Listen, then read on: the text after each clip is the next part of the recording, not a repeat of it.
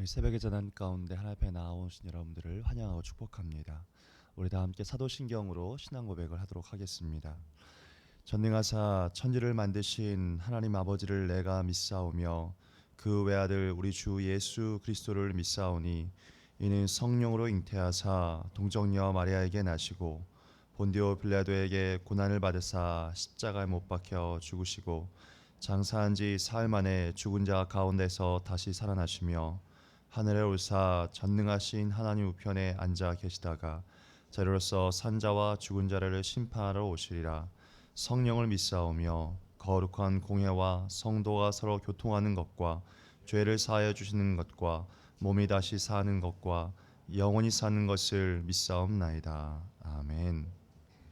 우리 다 함께 찬송가 292장 찬송가 292장 주 없이 살 수 없네 함께 찬양하도록 하겠습니다. 찬송가 292장입니다.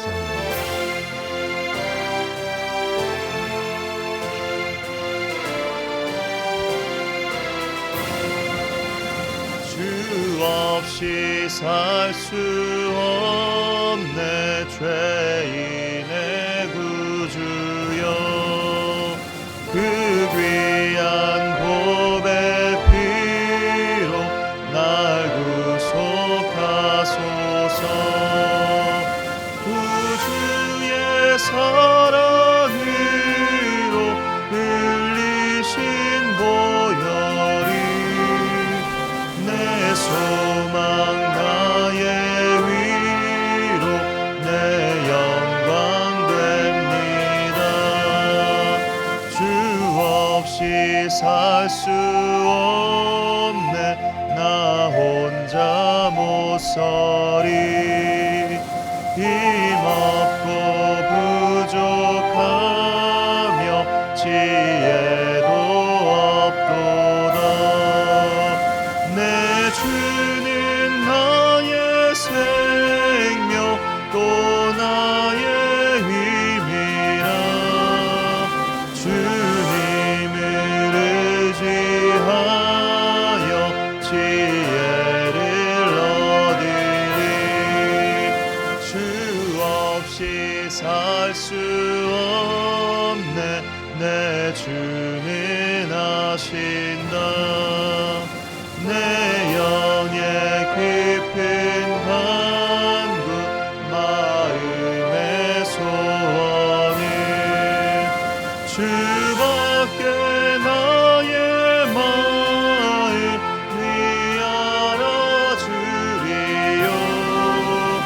내 마음 위로하사 평온케 하시네. 주 없이 살 수 없네 세월이 흐르고 이 짙은 고독 속에 내 생명 끝나도 사나운 풍랑일 때 날 지켜주시니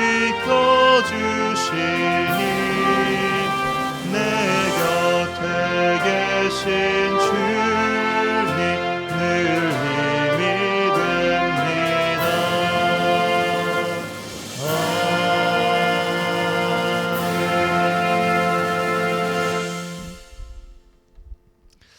말씀 함께 보기 전에 잠시 광고 하나 드리도록 하겠습니다.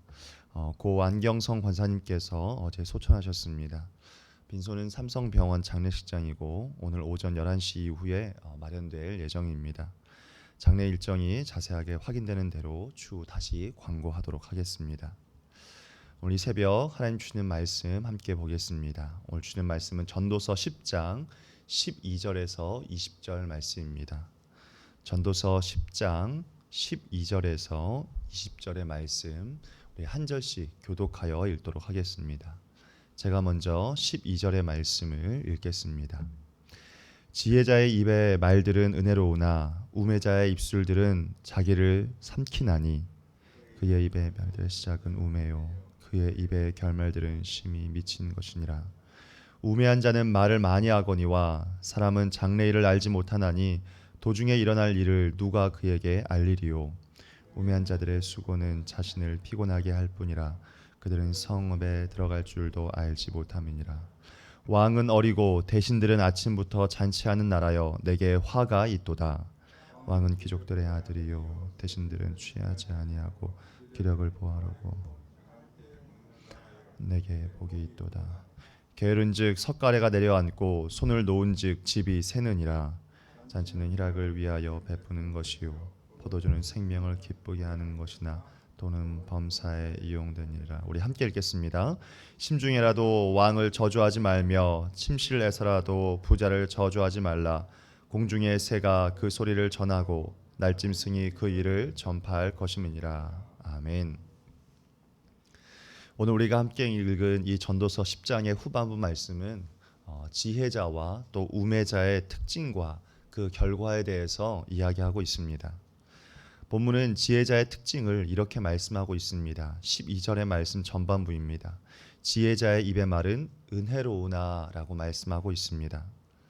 여러분, 그의 말에 은혜가 된다는 것이죠. 자, 그렇다면 그 은혜가 된다라고 하는 것은 어떤 의미일까요? 지혜자의 말을 듣고 있으면 그 상대방에게 위로가 된다라는 것입니다.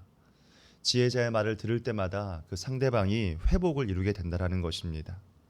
지혜자의 말로 말미암아 상대방이 그 말에 도전을 받기도 하고 큰 힘을 얻게 된다라는 것이죠. 이처럼 은혜가 된다라고 하는 것은 사람을 살리는 사람을 두고 하는 말입니다.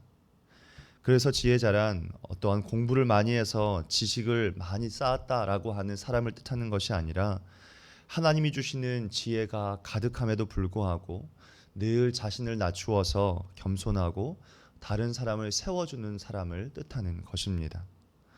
자, 그러면 반대로 여러분, 우매자의 특징은 무엇을 말합니까? 우매자란 말이 많고 삼키는 자다라고 말을 하고 있습니다. 여기서 말이 많다라고 하는 것은 스스로 사리분별을 하지 못하고 상대방을 헐뜯고 넘어지게 할 뿐만 아니라 결국에는 자신을 삼켜 스스로를 패망에 이르게 하는, 그리고 상대방도 패망에 이르게 하는 사람이라는 뜻입니다. 그래서 오늘 말씀은 우리에게 우매자와 같은 어리석은 사람이 되지 말라라고 말을 하고 있는 것입니다. 저는 우리 원동의 우리 모든 성도님들께서 우매자와 같은 어리석은 인생이 아니라 하나님의 주시는 그 놀라운 은혜와 지혜를 가졌음에도 불구하고 늘 겸손하고 낮춤으로 말미암아 여러분 서로를 세워주고 살려주는 우리 성도님들 되시길 주님의 이름으로 축복합니다. 여러분, 인간의 많은 죄들이 있지만 그 수많은 죄들의 대부분은 말과 연관되어 있다라는 것을 우리는 알게 됩니다. 이사야의 말씀에 보면 이사야 선지자가 이사야 6장 말씀에서 하나님의 거룩한 임재를 경험한 후에 처음으로 하는 고백이 있는데 이사야 6장 5절 말씀에서 이사야는 이렇게 고백하고 있습니다. 그때 내가 이르되 화로다 나여 망하게 되었도다. 나는 입술이 부정한 사람이요 나는 입술이 부정한 백성들 가운데 거하면서 왕이신 하나님을 배웠다라고 말하고 있습니다. 여러분, 이사야가 하나님을 만났을 때 처음으로 뭐라고 고백했습니까? 주님, 저는 입술이 부정한 사람입니다 라고 고백하고 있습니다. 하나님께서 부르셔서 그분의 소명을 받을 정도로 굉장히 성숙한 사람이었음에도 불구하고 자신도 입술의 말에 관하여서는 굉장히 부정한 사람이라고 고백할 수밖에 없었다라는 것입니다. 누구든 말에 실수를 한다라고 하는 것이고 그렇기 때문에 우리는 항상 우리 입의 말을 조심해야 한다는 것을 전도서 기자는 우리에게 고백하고 있습니다. 20절 말씀에 보니까 이렇게 말씀하고 있습니다. 심중에라도 왕을 저주하지 말며 침실에서라도 부자를 저주하지 말라. 공중의 새가 그 소리를 전하고 날짐승이 그 일을 전파할 것이다 라고 말씀하고 있지 않습니까? 여러분, 말씀해 보면 여러분 굉장히 큰 배를 한번 생각해 보시기 바랍니다. 여러분, 그 배를, 이 굉장히 큰 배를 움직이는 것이 무엇입니까? 배 안에 있는 아주 작은 핸들입니다. 키 하나가 이 배를 움직인다라는 것이죠. 그 배가 작은 배이든 굉장히 큰 배이든 그 키 하나에 의지해서 방향을 결정하고 그 키가 핸들이 오른쪽으로 돌면 오른쪽으로 가고 왼쪽으로 돌면 아무리 큰 배라 할지라도 그것이 왼쪽으로 움직이는 것과 같다라는 것입니다. 여러분, 작은 불씨, 스파크 하나가 튀어서 어떤 일이 일어납니까? 때로는 그것이 너무나도 큰 불을 일으키기도 한다라는 것입니다. 아무것도 아닌 아주 작은 불씨 하나가 그냥 튀었을 때 그냥 발로 한번 밟아버리면 끝나는 것 같지만 때로는 그것이 산 하나를 태워버리기도 한다는 것입니다. 과거에 강릉에서 난 작은 불 하나가 있었는데 그 불이 점점 커지더니 이 불 하나를 끄기 위해서 헬기 45대와 사람 1만 명이 투입되어서 여러분 여의도의 절반을 태웠던, 축구장으로 하면 460개의 축구장을 태웠던 그 작은 불씨 하나를 태우기 위해서 여러분 수많은 사람들이 투입되었다라는 것이죠. 여러분, 이 작은 불씨 하나가 얼마나 큰 영향력을 가지고 있습니까? 자, 그런데 여러분, 이보다 더 무서운 것이 있다라고 성경은 이야기합니다. 그것이 바로 사람이 말하는 혀라고 하는 것입니다. 야고보서 3장 6절 말씀은 이렇게 이야기합니다. 혀는 곧 불이요 불의의 세계라. 혀는 우리 지체 중에서 온 몸을 더럽히고 삶의 수레바퀴를 불사르나니 그 사르는 것이 지옥불에서 난다라고 말씀하고 있습니다. 그렇기 때문에 우리는 우리의 혀를 절대로 과소평가해서는 안 되는 것입니다. 혀는 우리의 몸에서 아주 작은 부분이지만 그것이 아주 큰 배를 조종하는 그 배의 키와 같이 우리의 인생까지도 때로는 이끌어가게 된다라는 것입니다. 여러분, 모로코 속담에 이런 말이 있습니다. 말이 입힌 상처는 칼이 입힌 상처보다 더 깊다라는 것입니다. 말 한마디로 사람이 죽을 수도 있다라는 것이죠. 무심코 던진 그 말 한마디가 그 한 사람의 인격과 그 생애에 다시는 회복할 수 없는 상처를 남길 수도 있다라는 것입니다. 여러분, 끔찍한 살인을 저질렀던 여러분 지존파의 김기환이라고 하는 사람이 있었습니다. 그가 자신의 법정 최후 진술에서 털어놓았던 이야기가 있습니다. 자신이 이 범행을 저지르기 전에 17년 전에 초등학교 4학년 때 여러분 겨울에 창밖에 눈이 하얗게 덮여있는 한 겨울날에 그 초등학교 교실에서 자신이 크레파스를 가져오지 않았다라고 하는 한 가지 이유 때문에 자신의 담임선생님에게 무시당하고 욕을 듣고 따기를 맞고 벌을 서게 되었다라는 것입니다. 그리고 이 사람이 그때부터 죄를 저지르기 시작했고 자신의 최후 법정 진술에서 이렇게 고백했습니다. 재판장님, 저는 그때부터 세상의 모든 사람들이 다 미웠고 모두가 다 죽이고 싶었다라고 고백했습니다. 여러분, 선생님의 그 말 한마디와 그 꾸중 한마디와 매 한 번 때문에 여러분 그 사람의 마음 가운데 그 가슴에 사망의 씨로 가슴에 박혀서 한 시골 아이의 인생이 처절한 인생으로 바뀌게 되었다라는 것입니다. 여러분, 아주 무서웠던 그 말 한마디 고백의 시작이었던 것입니다. 여러분, 반대의 이야기도 있습니다. 한국인 아빠와 미국인 엄마 사이에 태어났던 김요셉이라는 아이가 있었습니다. 이 아이는 초등학교 4학년 때까지 자신의 얼굴은 너무나 하얀 아이였고 자신의 머리 색깔은 한국인이 일반적으로 가지고 있는 검정색이 아니라 굉장히 다른 색깔을 가지고 있었습니다. 그래서 이 아이는 초등학교 4학년 때까지 친구들 사이에서 굉장히 놀림을 받고 왕따와 같은 시기를 굉장히 힘들게 보냈습니다. 그런데 이 아이가 초등학교 4학년 때 이제 어머니의 고향이었던 미국으로 가게 되었습니다. 이 아이는 영어를 할 줄 알고 들을 줄 알았지만 영어를 스펠링 하나, ABC 하나 쓸 줄 모르는 아이였습니다. 이 아이가 미국에 가게 되었을 때 이 아이는 머릿속으로 또 생각했을 것입니다. 나는 듣고 말은 할 수는 있지만 공부하는데 쓸 줄을 모르기 때문에 나는 또 왕따와 같은 삶을 살게 되겠지, 그런 생각을 가지고 있었습니다. 이제 이 아이가 학교에 가서 친구들이 첫 수업 시간에 이제 자신을 소개하는 시간을 갖게 되었습니다. 그런데 선생님이 이렇게 이야기했습니다. 각자 나와서 자기를 소개하기 전에 자기의 이름을 칠판에다 적으라고 이야기했습니다. 아이들 한 명 한 명 나와서 이 칠판에다가 자신의 이름을 적고 자신을 소개하며 들어갔습니다. 요셉이라는 아이는 굉장히 마음이 떨렸고 두려웠습니다. 왜냐하면 말할 수 있었지만 쓸 수 없었기 때문입니다. 그리고 생각 속에 이렇게 말을 했습니다. 나는 또 이곳에서 왕따를 당하며 힘든 시간을 보내게 되겠지. 드디어 요셉의 시간이 되었고 요셉이가 앞으로 나갔습니다. 그리고 이 요셉이가 아무것도 하지 못하고 안절부절하려고 하는 그 순간에 선생님이 이렇게 이야기했습니다. 우리 요셉이는 미국에 산 것이 아니라 한국에 살다가 미국에 왔어. 그래서 선생님은 요셉에게 이런 부탁을 하고 싶어. 요셉아, 영어로 너의 이름을 쓰지 말고 아무도 우리 친구들이 모르니까 네가 있었던 그 한국의 이름을 한국말로 한글로 한번 너의 이름을 써주겠니? 라고 선생님이 부탁을 했습니다. 여러분, 요셉이는 한국에 살았기 때문에 그것은 너무나도 기본적인 것이었습니다. 그리고 요셉이가 한글로 자신의 이름을 적게 되었을 때 그곳에 함께 앉아 있었던 모든 아이들이 너무너무 흥분을 하고 즐거워하기 시작했습니다. 세상에 태어나서 처음 본 언어를 보게 되었고 너무나도 신기한 나머지 아이들마다 자신의 이름도 한글로 써달라고 이야기를 하게 되었다는 것이죠. 요셉이는 그때부터 자신감을 얻게 되었고 힘을 얻게 되었고 선생님이 도와주었던 그 말 한마디로 말미암아 나중에 나는 이처럼 다음 세대를 살리는 교육자가 되어야 되겠다, 사람을 살리는 사람이 되어야 되겠다라고 하는 마음을 갖게 되었다라는 것입니다. 그리고 이 아이는 나중에 다음 세대를 세우는 어린이를 세우는 학교의 교장이 되었고 또 수원 기독초등학교 선생님일 뿐만 아니라 그곳의 교복이 되어서 목회자로서의 삶도 살아가게 되었다라고 하는 것입니다.